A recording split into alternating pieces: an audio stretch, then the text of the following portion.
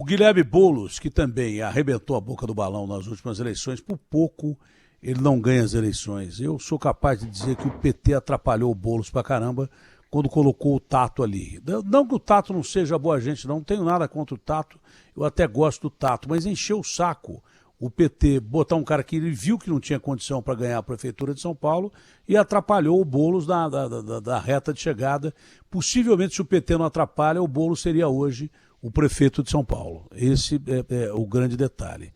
Mesmo porque ele superou todas as expectativas daqueles caras que achavam que o Boulos era um cara extremista e tal.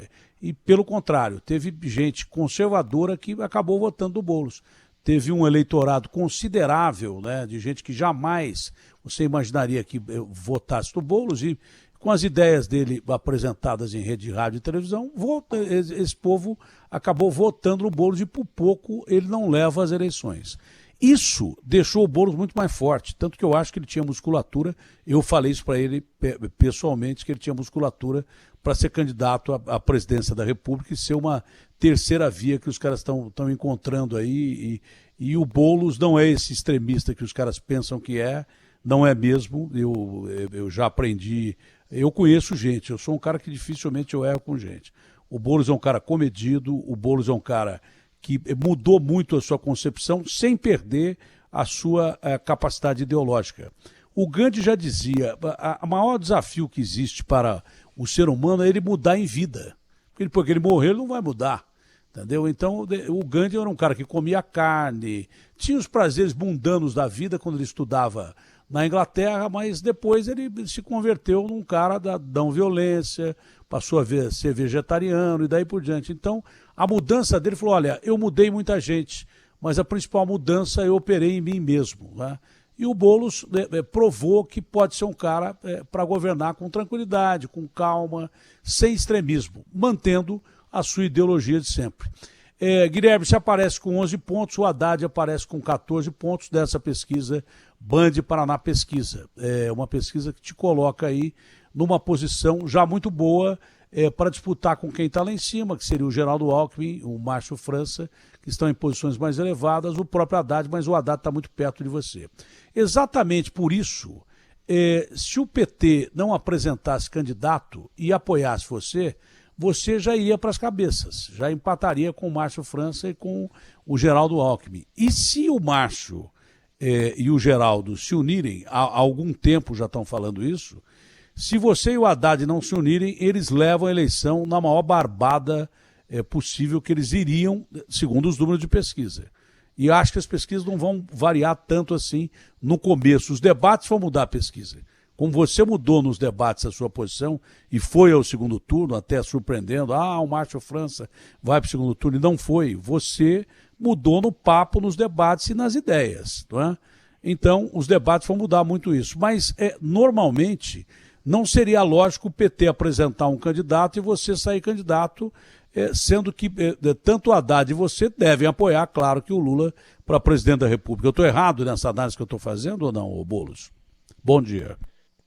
Bom dia, Datena. Obrigado pelo convite, pela oportunidade de estar falando contigo mais uma vez aqui na Band. Saudar todo mundo que está acompanhando a gente no rádio, na TV, nas redes sociais.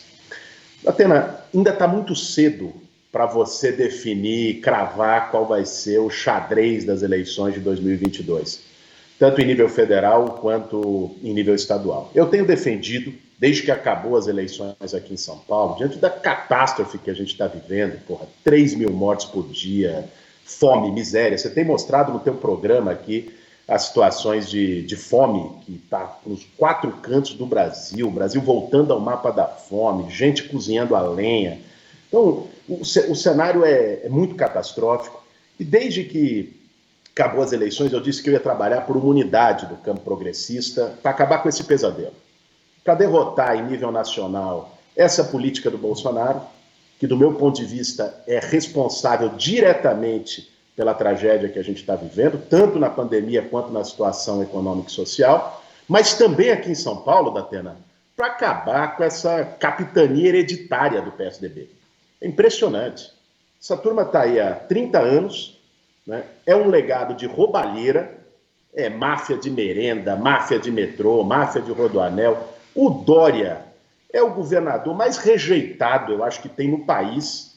Né? Ele, nessa situação da vacina, tentou, de algum modo, se colocar como pai da vacina, mas ele faz um marketing tão forte, usando a pandemia, que até quando ele tem algum mérito, ele consegue apagar.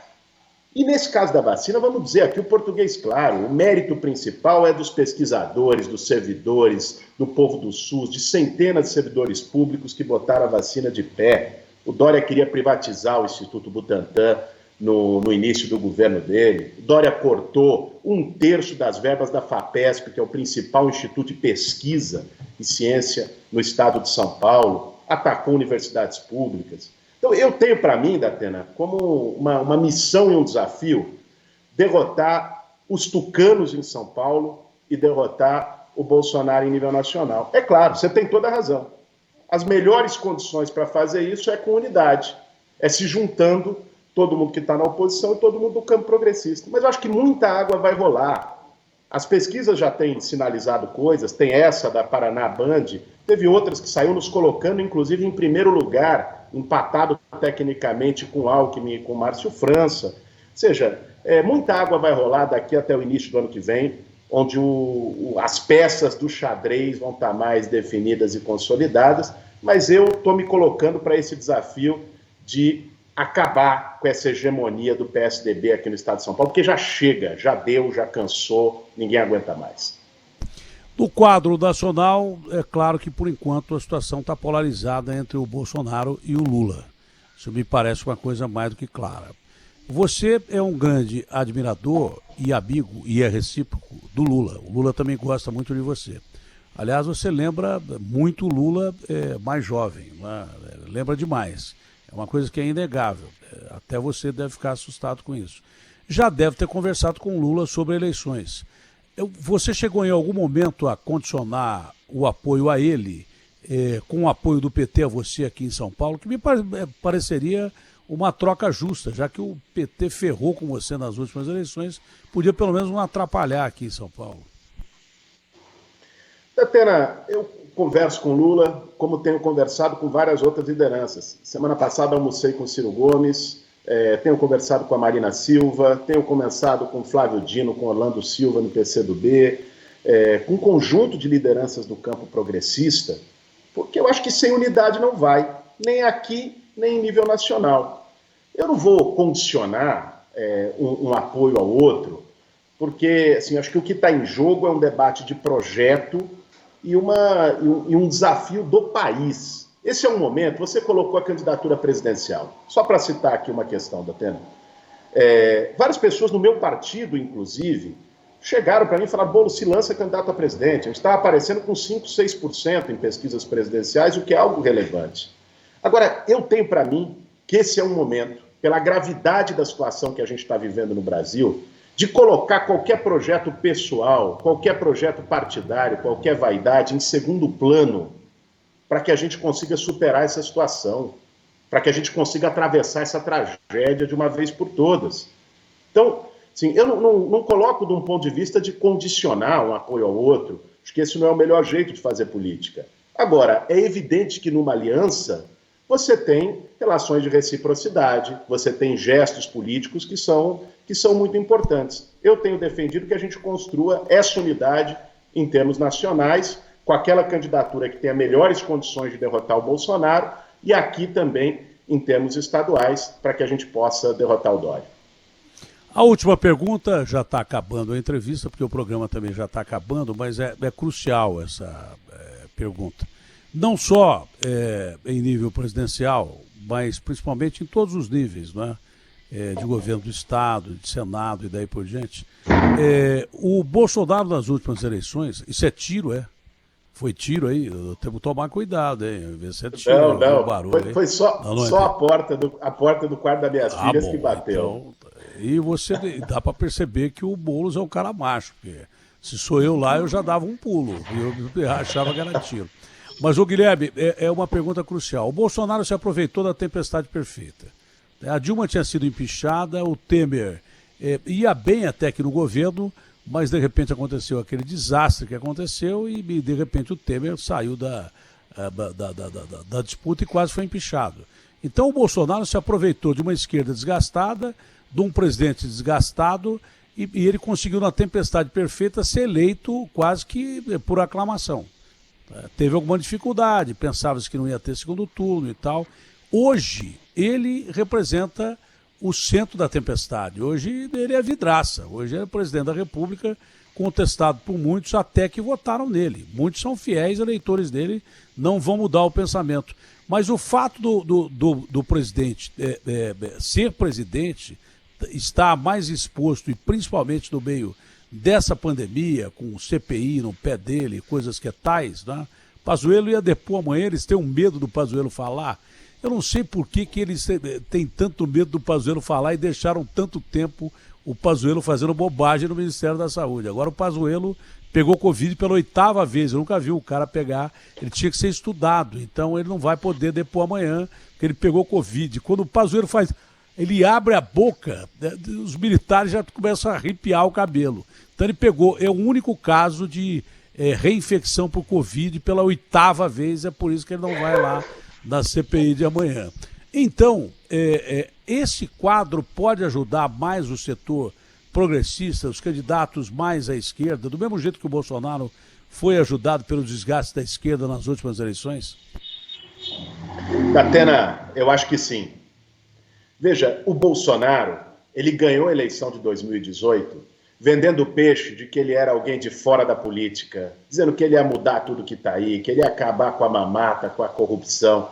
Aí a gente olha, Datena, o Brasil 2 anos e meio depois. É o filho dele envolvido em rachadinha, esquema de loja de chocolate, a família toda envolvida em milícia, ele fazendo aliança com o Centrão, que ele disse que queria combater, comprou os deputados do Centrão e é por isso que não foi impeachmentado até agora, inclusive, né? Cada dia indica um ministro novo do Centrão.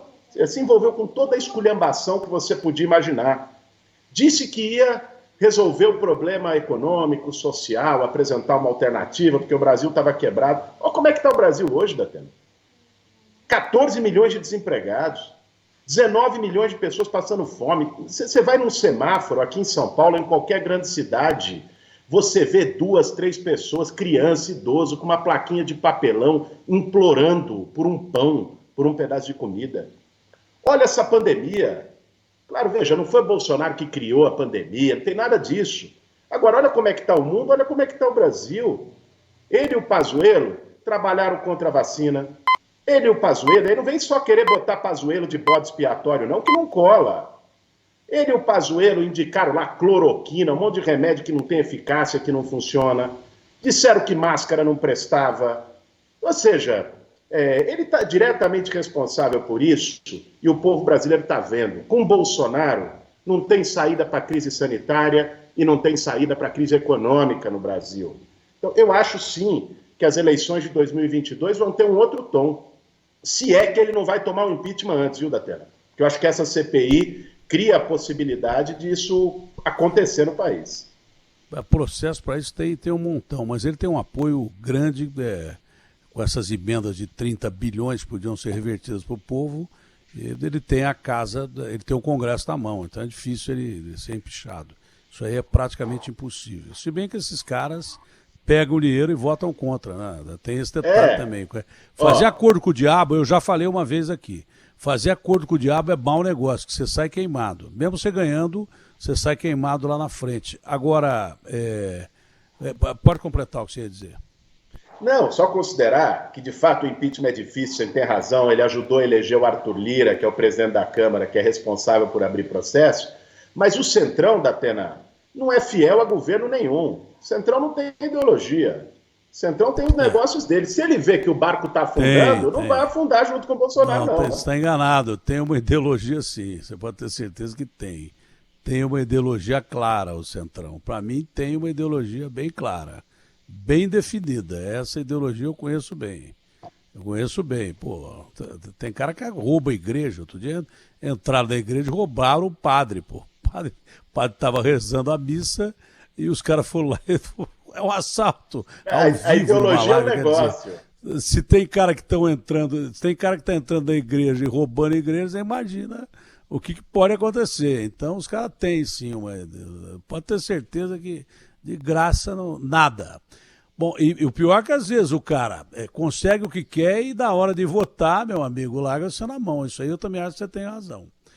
Bom, mas é o mesmo caso do Dória aqui em São Paulo. O cara virou governo e governo durante uma pandemia. Mesmo se ele fosse ultra competente, ele sairia desgastado. Mas o Dória parece aquele cara que fez um golaço de bicicleta e foi vaiado pela torcida. Mesmo tendo conseguido a vacina, parece que ele fez um baita gol de bicicleta e a torcida saiu vaiando o cara. É mais ou menos isso. Bom, espero que seja uma campanha correta, uma campanha aqui disputada, mas sem ódio, e esperemos que você tenha um bom desempenho, porque você não deixa de ser realmente um dos futuros políticos da nação. De todas as posições que nós temos, há vários jovens, eu acabei de falar com um deles, não é? Que tem ideias novas, independente do cara participar da mesma posição ideológica ou não, há que se respeitar que o Brasil está apresentando, graças a Deus, novas lideranças, ou à direita, ou à esquerda, ou ao centro, mas pelo menos ares novos para uma discussão no melhor nível e para, obviamente, que governos melhores e mais voltados para o povo e pelo povo. Isso eu tenho certeza que, independente de ideologia, quem está aparecendo como alternativa nova, pelo menos pensa muito mais no povo do que esses caras que já foram eleitos pensaram. Isso é uma forma de observar a política do lado de fora. Tomara que eu esteja correto, porque assim haveria um futuro político para o Brasil. E o eleitor está ficando mais esperto também. Abraço grande, Guilherme. Obrigado, Datena. Grande abraço para você. Esse é o momento mesmo da gente focar aqui na luta por auxílio emergencial, por combate à fome, na luta por salvar vidas, mas ano que vem espero que a gente consiga também virar esse jogo no Brasil e aqui no estado de São Paulo. Forte abraço e obrigado pela oportunidade aqui na Band.